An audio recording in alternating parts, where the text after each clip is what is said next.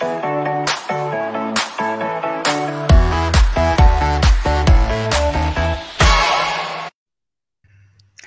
good morning, everybody, and welcome to another episode of The Unlock Show. I'm your host, Tracy Wilson. I have got a super duper treat for you guys today. I've got the amazing Kelsey. Now, I'm going to say, I totally asked her, how do I pronounce your name before we start the show? And she goes, because normally it's a silent K, but it totally isn't because she's Scandinavian, and it is Knutson. There you go. So I get that right, Knutson. Oh my God, so close. See, it's one of those things you always have to check. How do you pronounce somebody's name before you get started? With a boring name like Tracy Wilson, you know, most people can. Man, if you're going to get that wrong, you're in some trouble, right? So anyhow, now that we've got Kelsey's name right, I want a huge welcome her to the show. I want to tell you a little bit about her before we even get kicked off. Now, for you guys that are sitting listening to the Unlock Show today, you'll see that the title of today's show is what does it actually take to start your own business? Some of you might be wondering that. You might be sitting in a 9-to-5 job. You might even have a business of your own right now and wondering, gosh, I want to take a little bit of a different turn. I want to pivot. I want to do something a little bit new. Now, if that's you, I want you to listen up, because this woman I've got on the show with me today has done all of that. She's pivoted. She started out doing hairdressing and then decided that she was going to go down a completely different path and has started a new business a number of times. Not only has she done that for herself, she's also helped loads and loads and loads of other people do exactly that. Take what they want to do, take their passions, their desires, and turn that into businesses, really profitable businesses, by the way, that they absolutely love. So that being said, I want you guys to grab a pen and paper, because you're going to have to write some of this stuff down. Kelsey and I are going to be chatting about what does it actually take to create our own business, to start a business, and even that business from scratch. So welcome to the show, Kelsey. It is fantastic to have you here. Thank you, Tracy. And I could talk about this topic all day long. So I'm very excited to be here, serve the audience, and let's just get the party started. I know that's kind of like, because now you guys that are listening, you've got two people that love to talk and love this absolute topic. So we will try and keep this as concise as we possibly can, because like Kelsey said, we could talk all day on this particular topic, but we're going to go for, probably an hour max. So like I said, these shows are always jam-packed, full of really insightful and useful information. And if you've been listening to the Unlock Show for a little while, you'll also know that there are always takeaways, things that you need to go away and actually do today that are going to make a difference to you, your business, your family, and your life. So that being said, let's kind of rewind a little bit, Kelsey. Let's give everybody a bit of your background. How did you start out, and how did you become so interested in business? Oh, that's a good question. If I'm honest with myself, I've always wanted to go into business for myself. I just didn't see a clear pathway on how to make that happen. So I actually studied at university. I think that's what you call it in Australia, but I went. We do. Good. But I went to university. I studied entrepreneurship. It's a major here in the States, and I absolutely loved it. But it was very much come up with an invention, pitch it to investors, and then launch it. And for me, I was like, this can't be the only way to start a business. So I found a path with some consulting work I was doing. It was through the university, so it was a safe place for me to kind of play in that realm. Mm-hmm. But ultimately, quit the day job, went to beauty school. And at the time, I was already doing hair and makeup kind of as a side thing. So to me, it was, I want to start my own business. I like the idea of having my own schedule. I'm already doing the hair thing. I might as well make that legitimate. And it felt like the easiest pathway to entrepreneurship. And I share that because if you're someone who has it on your heart to start your own business, be honest about why. And maybe the vehicle you're choosing to get there, even though what you're picking today may seem easier, it may not actually be what you want to do. And I think a lot of people who fall victim to this are people who hop into direct sales or those kind of multi-level marketing schemes. I have opinions about that. But at the end of the day, be honest with your why and understanding why you're taking this action, and if the vehicle you're choosing to get there really lines up properly. And that's I'm so pleased that we're talking about this, because that is a common I suppose, trap that a lot of people fall into, isn't it? You know, Yeah. Whether you go to university or to college and you study, you know, business or entrepreneurship, and you tend to go and then create the business based on what you're already doing. So, you know, dabbling with hair and makeup, and so that seems like the most logical thing to do, is to go and create a business based on something that you already have a bit of a passion about. But like you say, it's then really thinking about why am I even, why do I want to go into business? So let's talk a little bit about that, and why is that so important? Why is it important that we think about that, and we're honest with ourselves, as I'm going to say, as soon as we possibly can, as early in the process as possible? Why is that important? I think if you don't, you will burn out, or you'll resent your job, or you'll never find fulfillment in what you were doing. And I know this because I've experienced it firsthand. Like I said, went to hair school. We call it cosmetology school here, and built up my clientele, worked under mentors for 3 years, went off, opened my own business, 6 figures. It's successful, but I was not fulfilled because I was chasing the wrong thing. I didn't do that deep inner work of understanding myself and my why, and what I actually really wanted to do in life felt too far. So I almost like pulled the finish line closer to make it more achievable for myself. And I did burn out. I got to a point, you know, on the surface, dream business, ideal clients, high-end clientele, dream team where we did wedding hair. And I also had a studio where I would cut and color by myself.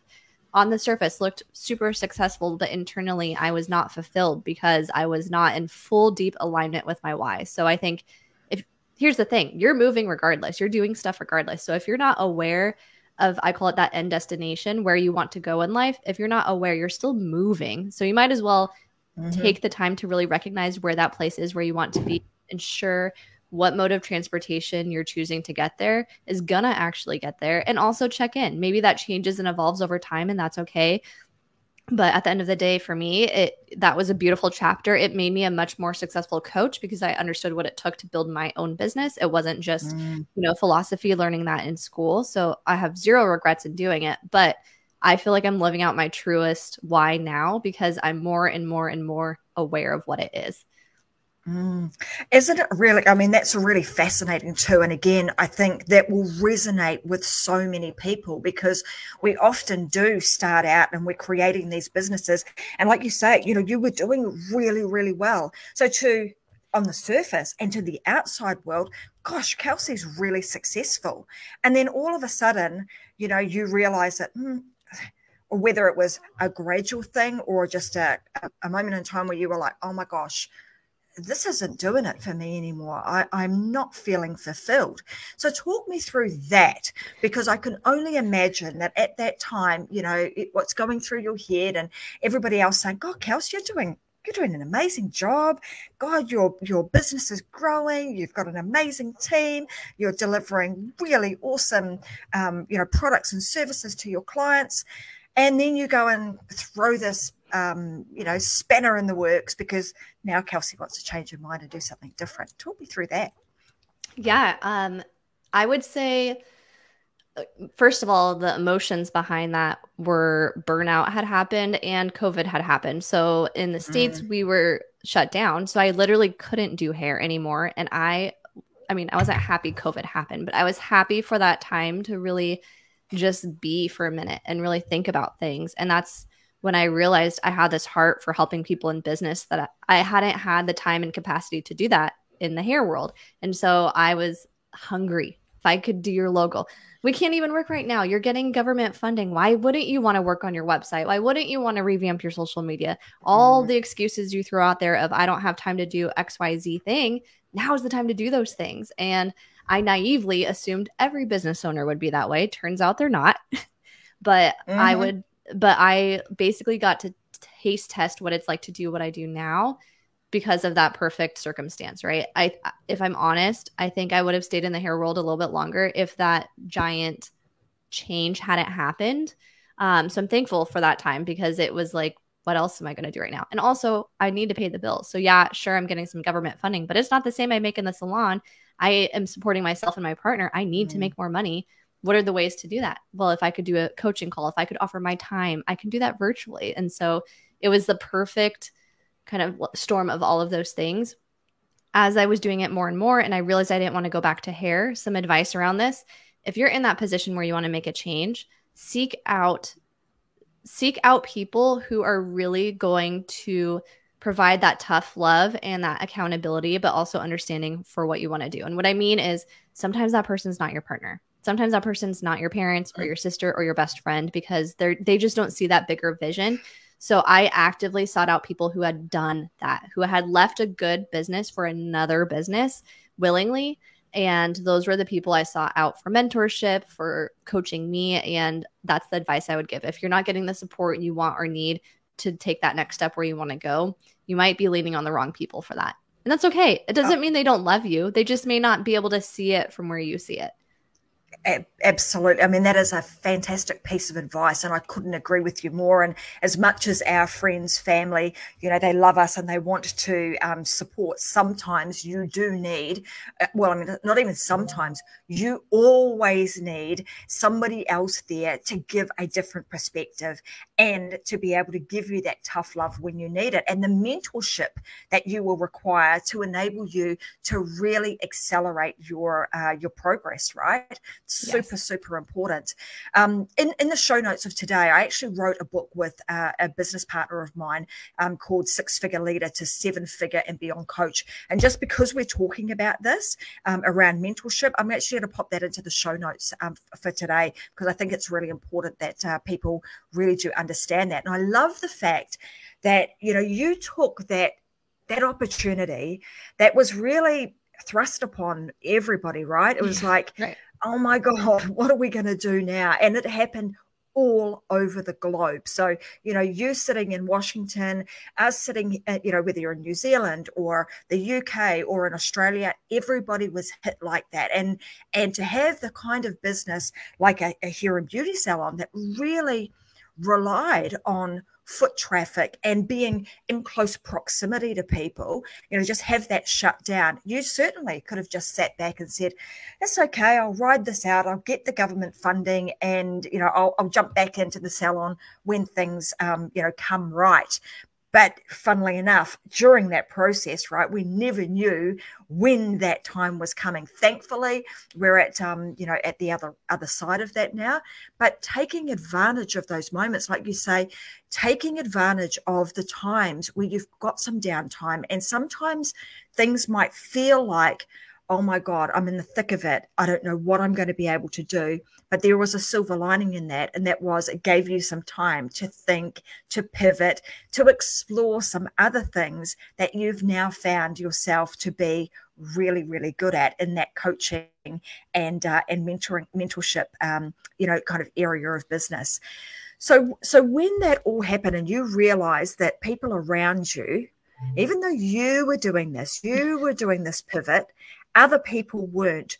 What did you do to help others? Like, because there's a time, right, where you're doing it, but other people aren't. So there's this need for you to be able to reach out, convince, share with others the things that they should be and could be doing during this downtime. How did you go about doing that? Because at this time, this new business idea is starting to bubble to the surface. And through that process, a new business is being created, right? So what happened next? And how did you start to get other people interested in what you were doing? Oh, Tracy, I did everything wrong. I had built this successful salon. And I naively assumed that audience that I had built for that business would be the same audience for my coaching business. And on top of that, I also assumed business 101. People need to understand their finances. So let me build a course on profit first and how to pay yourself.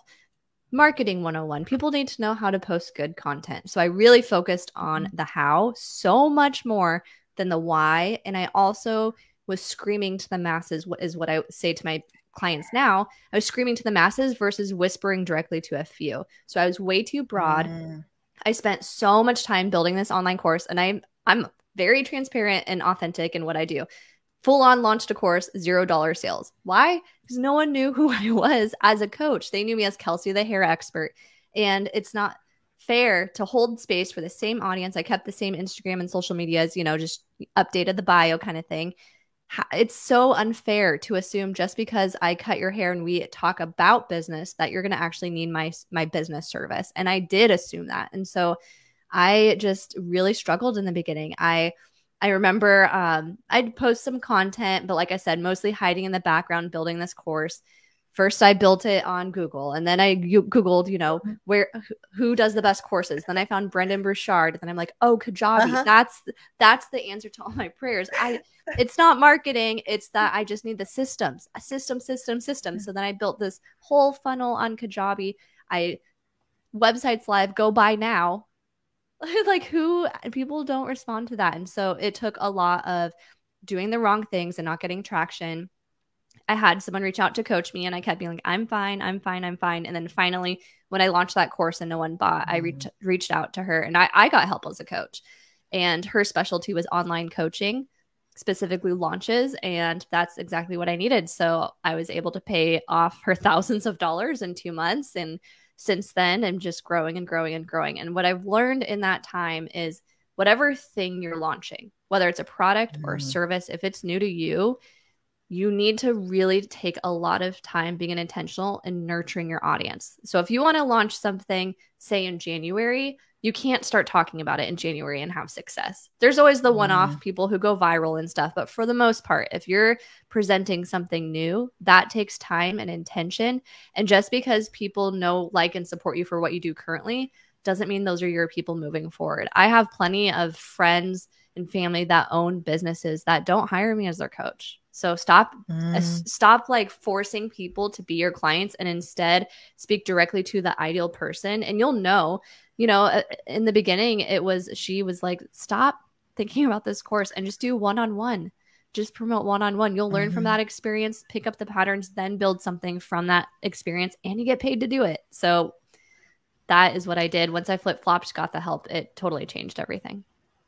You and I can have a bit of a giggle about this, right? Because that is pretty typical for most people, because they think, oh my God, I'm going to go out there, I'm going to do all of this stuff, and don't worry, I don't need any help. I'll just figure it out myself. And not that we make the conscious decision to do this, but trial and error, I'm okay with that. I'll just figure it out along the way, until we realize that, oh my God, I've spent a whole lot of time, effort, money, like building something, when I actually could have fast-tracked my whole success path if only I had got the help sooner. So I think that is really, really important. I mean, if you think about building a house, right, it takes months and months and months of planning.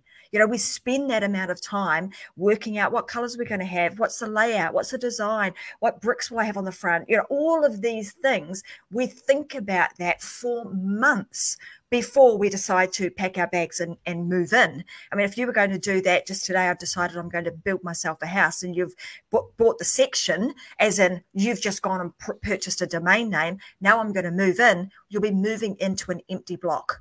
And that's the same kind of concept that we've got here. Is most people think that they can just do it, and within a very short space of time, the droves of people will just be lining up to see you. There's a lot of other things that go on behind the scenes, right, in the lead up to building your audience and building those that want to hear your message before it's even time for you to open the doors, so to speak. Yes.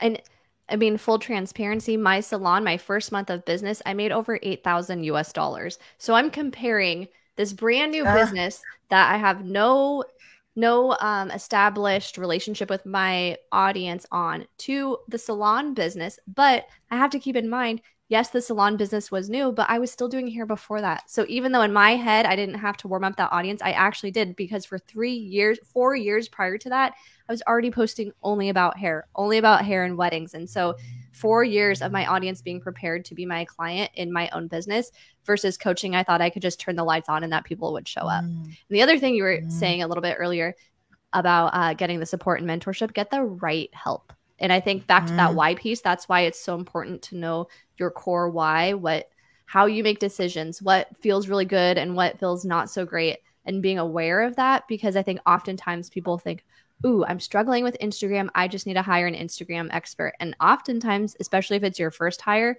that's probably not what you need. You probably need a coach or a mentor to help you put some guardrails up, keep you focused, implement some systems. And then once you get to a place where it's almost like absolute dire need, everything else is blowing up, the funds are there, that's when it's worth hiring those experts. So I just wanted to make sure we talked about that too, Tracy. I totally agree with you. And I'm glad that you've kind of circled back to this why, because I want to go back there too. In helping somebody to understand or to get to the core of why they're doing something, what is some advice that you could give people? Like, is there a process that you've, like, over time that you've actually figured out, this is how, for you, this is how I get to my why, and this is how I know that I can stay in total alignment with that over time? Absolutely. It's kind of funny that you mentioned that. So there's tons of podcast books. There's different experts who have all talked about this. I've done the Brene Brown thing where there's a big list of values that she has. You pick a list and then you go down and down until you have a top 3. I've done the John Maxwell version. He has little cards where you go through the cards, same exercise. I did this recently this year. I believe it's something it's worth doing at least once a year just to check in, because I also believe that stuff can change as different seasons come up in your life.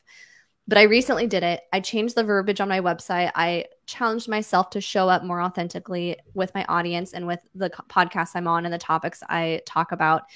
And then I recently actually did the legitimate why exercise, which, for those that don't know, Simon Sinek wrote a book, Start With Why. But a lot of people don't know he actually has a part 2 that's a workbook. And you have someone who sits across from you and facilitates conversation to arrive to your own personal why statement. And the funny thing, Tracy, is, again, revamped the website not that long ago.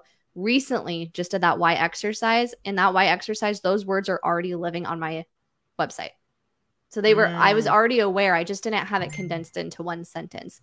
So I would say, of all the different things I've tried, all the books I've read, I believe the Start With Why is a great starting point, just to hear kind of the methodology behind it, why matters and all of that stuff. But then I would find someone who doesn't know you very well and have them be the facilitator for your why. It took 4 hours of intense just storytelling, telling my highest highs, my lowest lows. And the facilitator's job was to pinpoint what themes keep coming up and really digging in. And what we arrived to, this person, he would write what he thinks my why is. I wrote what my why is. And we kind of would go back and forth until it felt good coming out of my own mouth, because that's what matters. And I would say that process is the more streamlined way to get there. But obviously, because the verbiage was already on my website, I knew, it's just I didn't have it down to like a sentence. And now I have a sentence. Beautiful. I don't know if you want to share that sentence. You're welcome to. Sure. Yeah. So just to add a little context, the format is to do something, blah, blah, blah, so that something. That's the specific format of the why. It's not just like my mission. It has like a specific format by design. So mine is to inspire people to take action on their biggest dreams so that they live a fulfilled life. So for me, I love it. Thank you. And you know what's kind of crazy that I learned? That actually comes from a place of fear. A fear that I don't ever want to feel like I'm missing out, so much so that I project that on other people. So if you tell me, Tracy, that your dream is to be a professional skydiver, I'm going to keep checking in until you realize that dream, because now you've told me. And I tackle my business life and parts of my personal life. Like, I never want to have FOMO. I would never want to feel like I didn't say yes or take advantage. And to the point where it comes from fear. So it's good to be aware of like the root of it, but you can see how that thing can also be used for good, which is why I have the podcast. It's why I'm a business coach. It makes so much sense that I do what I do. And, you know, that's really, really interesting, Kelsey, because very recently I've also been doing a lot of research on these leadership styles, right? And to you, based on what you've just described, like, you're a classic coach leadership style. So it's no, there is no mistake that you are a coach you're a coach by nature, and you're a coach in what you're doing. And the fact that you say, you tell me that you want to, your dream is to skydive, you actually cannot help but to help that person and coach that person to the point where they are going to be jumping out of a plane and enjoying that skydiving experience, because it's actually ingrained in you. It's really, really fascinating. I might do a show further down the track on these different leadership styles, but it's really interesting. So it's funny that or no coincidence at all that you should be talking about that today, because that clearly is your leadership style. So that's super cool. Yeah. So this getting to that core of your why, and I love that structure. It's so simple in its creation, right? And it enabling people to just sort of fill in the gaps. But the advice of go and grab Simon Sinek's books and, read those two that are about, it starts with why, and give the gift to yourself of really understanding what you want in life and why you want, more importantly, why you want it. Because that's, when you start delving deeper, right, that's when we really start to question ourselves in the decisions and the actions and the behaviors in which we are displaying, to determine whether or not that's actually going to help you move towards the goals that you've set yourself. It's fascinating, isn't it? Absolutely. And like I said, once you do it, also check in. Maybe it evolves over time, or maybe you gain more clarity of what you want or don't want. There's certain things that I had focused so much energy, like I said, on that course. 90% of people don't complete courses. So no wonder it's hard for me to talk about it and sell it, because I, to my core, know if you buy this thing and you don't finish it, I'm going to feel like I failed you. And I don't really, this sounds bad, but it's the truth. I don't care that you failed, but that just makes me feel like I'm not doing my job. Like, I know I can't save you and do it for you. I already know that that's just not going to happen. Therefore, I don't even want to offer it to you in the first place. I'd rather you come listen to my podcast, read my blog, hire me to come speak. There's so many other ways I can support people that feel more. That's why that why piece I hammer home so much, because I think the more I know that about this myself, then I have more laser clarity on what offers I want to have that really light me up and feel awesome in that way, and what ones I maybe say goodbye to that aren't serving me in that way. And I think that's a great place to come from too. Like, now that you've understood what really, I suppose, makes you tick and makes you light up, it is seeing other people really have the success when you have been able to coach and nurture them. And if they don't get that level of success, that, you take that to heart, and that's not a good thing. That's not a good place for Kelsey to be. So I love that you understand that, and you do that right from the get-go, so that will actually, that obviously increases the success rate of every one of your students. So you're speaking my language, and I absolutely love it. So I now want to kind of go here, because this really does lend itself to you've talked about the brick and mortar business, as in, I've had a hair salon.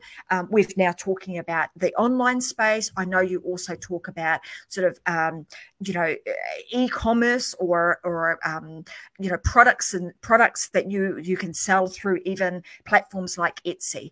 So let's help people understand, like, what sort of things are possible for them, and once they've kind of worked out their why, where can they go next to determine what type of business should they start? Should I be starting a brick and mortar? Should I be going into the coaching or, coaching and consulting type space or mentorship?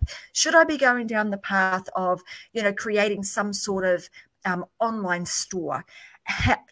Is there a system or a process or a way that you think is best for people to approach this?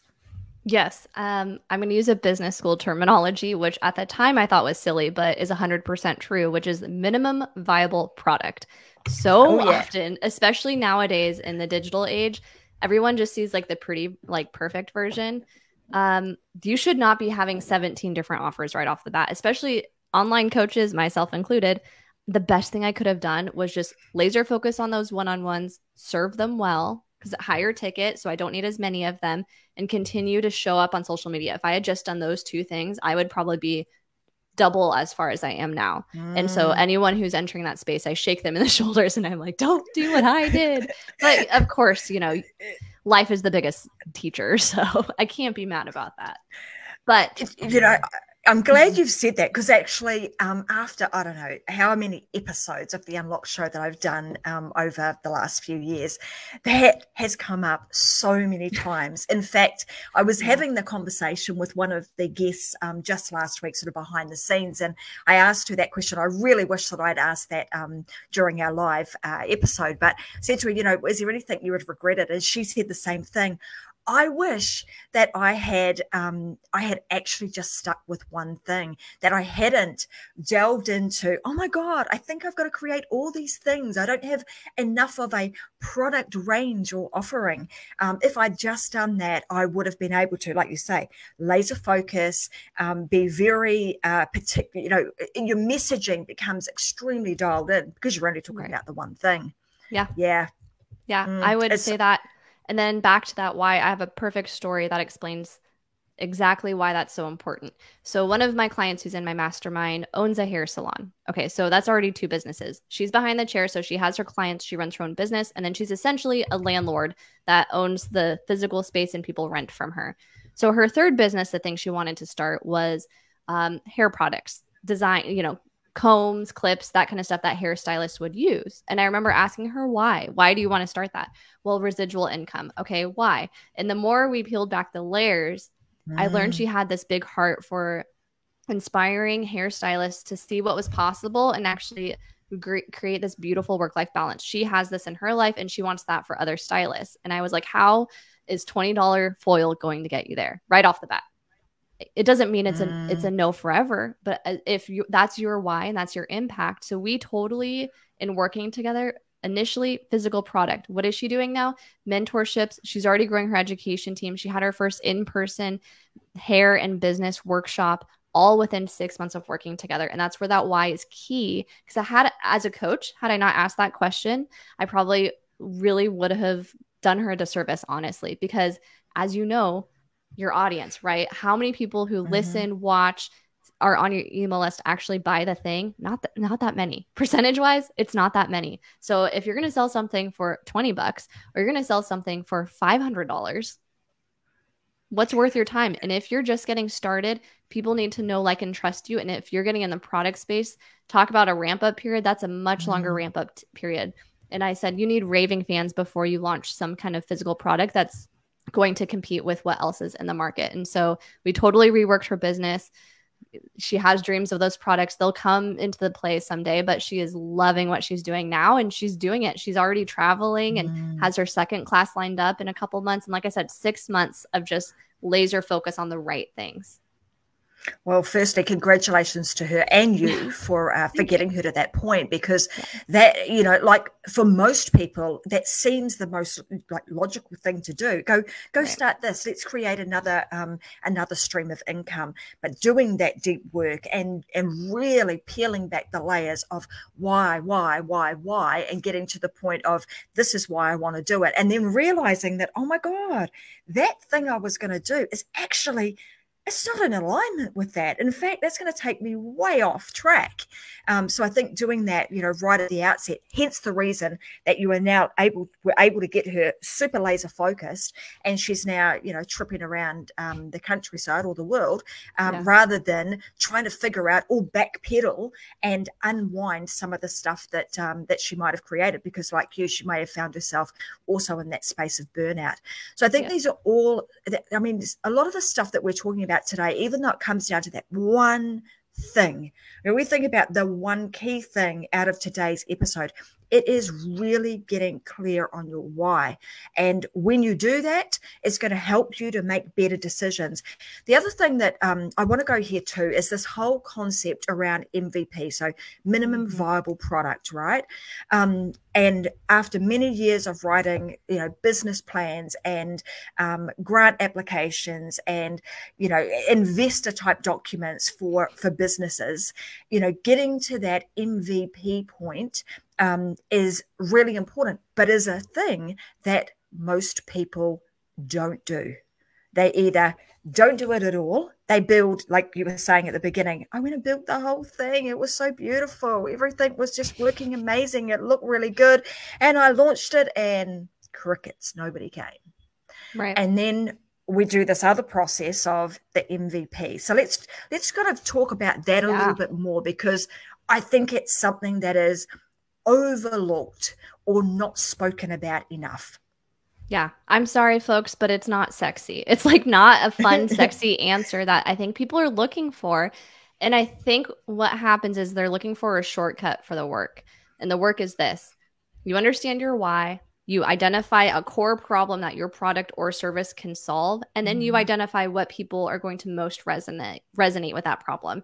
And you stick with one thing and you do it well and you keep doing it and you keep doing it until then you have proof of concept. And from there you can grow. But if you start with too many things, think of it when you go to a restaurant and there's too many food offerings. Sometimes that's overwhelming to the point where people may not even eat anything. And so we don't want that to happen. So the minimal viable product, A, it allows you to make money quickly, which if you're starting a business, you need to do. And B, it allows you to learn and grow as you're going. So maybe you start with an offer that fits for right now. Maybe if you're entering the coaching space, I just say this because I think so many people get bad advice sometimes. So I'm passionate about it. But maybe you start in the coaching space and you build a Facebook group and you are working so hard to build community and get people engaged. And it's just not happening. It feels like a chore. You never feel awesome about it. What if you just stopped and instead, built a course or something? Maybe you start with a Facebook group and then you launch a course, and then instead now the group got you some proof of concept. Maybe you got some feedback from it, but at the end of the day, it wasn't fulfilling. Maybe you shift and you move to a different offer, but you have to start with one thing and then you just have to talk about it over and over and over and over again. And I think that's what people forget. Absolutely. And to your point, you have to talk about it over and over and over again. And that's one of the things, particularly if you're in the digital marketing, digital space, like you're a coach or a consultant, a professional that does this sort of stuff, right? Whether you're on podcasts, and often people will say to me, oh man, I need to find some other things to talk about. They don't realize that, you can talk about the same thing over. And in fact, you need to talk about the same thing over and over and over again until you feel like you are a broken record, because often your audience is not listening to you necessarily over and over and over again, hearing that same message, and they have to hear it as frequently as they can to get the message to take some action, right? Absolutely. Yeah. And I think the same could be applied for all kinds of things. I also host an in-person networking group. I have 2 co-founders. So 3 of us started this networking community earlier this year. And the first couple of meetings were free. Open house, come. But the more we would talk about it and the more successful events that we have, we talk about for probably almost a month in different ways, whether people are sharing testimonials, whether we're talking about what topic we're going to cover, whether we talk about the venue we're having it at. We're talking about it in different ways over and over and over again. And that's how we're able to get good attendance at our events. I recently was asked to speak at an event that had to cancel because they literally only sold 1 ticket, and it was a room with 200-person capacity. And it's because they didn't have that solid launch period, that strategy leading up to it. Yeah. So it takes time. Yeah. You've got to build the pressure, create the audience, create the excitement about what it is that you're doing to get people to actually want to come and want to listen, right? It's that piece of the puzzle around connecting with the audience in the right way. People need to know why me, why now. Absolutely. And if you can't speak to them in a way that shows them that you actually know them, you understand what like you're saying, understanding what the why, what your why is, but also what their why is. What is the problem that they're experiencing right now? And what's the resolution? What's the solution to that? And then talking about over and over and over and over again. I love it. Kelsey, I know that, this process that we've been talking about, is very heavily used in the online space. But what if and for coaches and consultants and the like, what if you're somebody who wants to create their own, they don't really want to do the kind of whole, be the front person of their business. They just want a e-commerce business that sells stuff. What sort of things do you think, if they're thinking about, gosh, I want to do something else, I now have done the deep work, I understand what my why is, and my vehicle that I'm going to use is actually a physical product. What sort of things would you recommend they do? Keep it simple, stupid.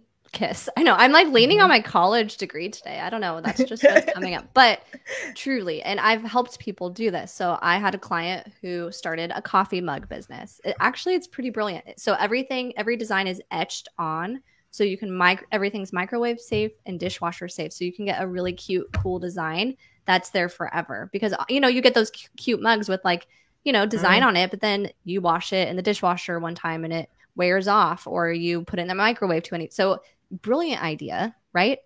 But I was like, you can't just post about it and buy it. So we came up with a full launch plan for her, a really simple website, and that's it. She wanted to add stickers and hats and all these other things because her branding was cute. But I'm like, people don't know you yet.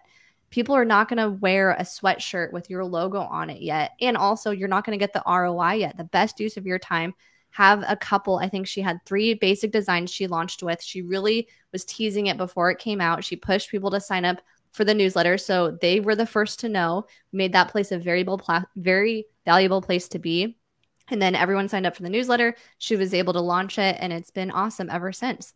But I think what people do is they think, I'm going to make a cute product. Oh, now I'm going to hire someone to do graphic design. Ooh, I need business cards. And they start to buy all these other things. And I think before you take out the credit card, ask yourself, is this investment, whatever it is this investment going to have a return on investment? Am I going to get my money back some way? The best use of your time with physical product is going to be having key people using it and sharing it with their friends and family and talking about it on social media, especially something like a coffee mug.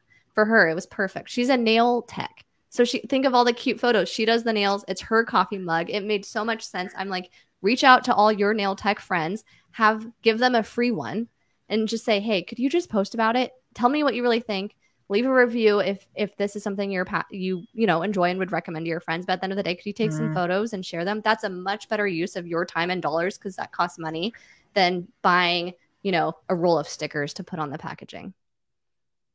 I think people, like I said, it's not sexy. I'm not here to be sexy, people. Yeah.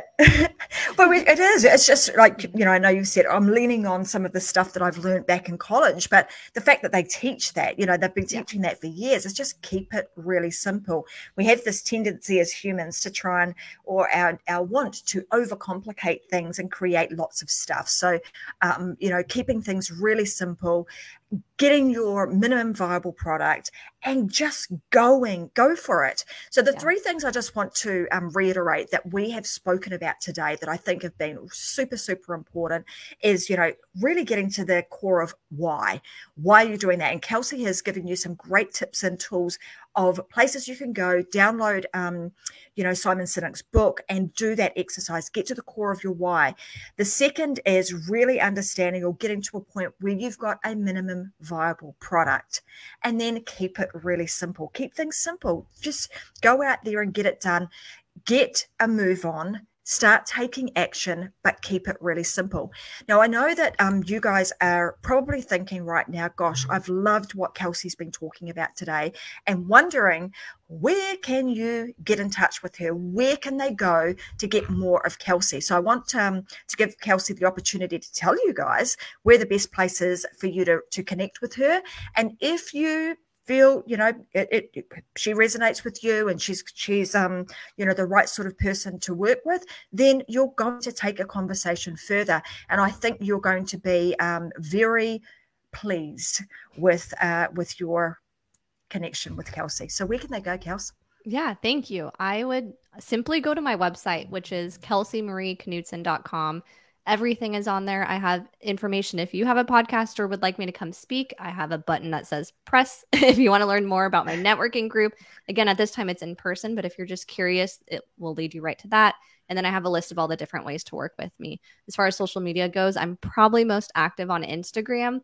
And then my second most would actually probably be LinkedIn. Thanks to my some old jobs that I've had. It's always been one that's been on my radar. So those two places. And yeah, I would love to connect. If you find me through the Unlocked podcast, please let me know that's how you found me, so that way I can give Tracy a thank you too. And if you're listening and you enjoy this, please also provide that feedback, give her a review, because I know how much work goes into putting on something like this. So kudos to you, Tracy, too. And thank you for having me. Oh, thank you very much. Yes. Yeah. Thank you. Yes. Make sure, guys, you go over and do that. Give us a review and let us know what you think of the Unlocked show. But I want to say a huge thank you to you, Kelsey, for being such an amazing guest. You know, great to hear your wisdom, your expertise, and just, that level of advice to just, really keep things simple. Both you and I are really passionate about helping other people create businesses that they love, to create a level of freedom in their life that they've never had before.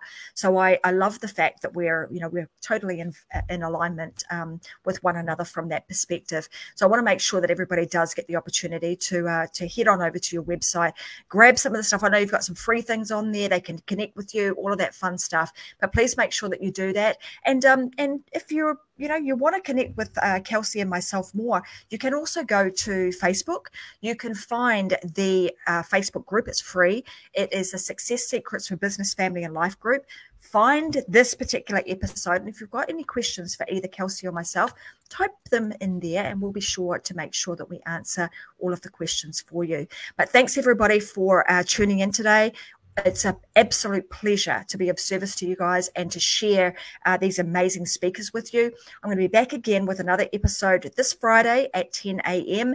And as you know, every Wednesday and Friday, 10 a.m. Brisbane time, we go live with the Unlocked show. So thanks very much for joining me, and go and live your life unlocked, because there is just no other way. Thanks, everyone. Thanks, Kelsey. Thank you. All right, guys. See you next time. Bye for now.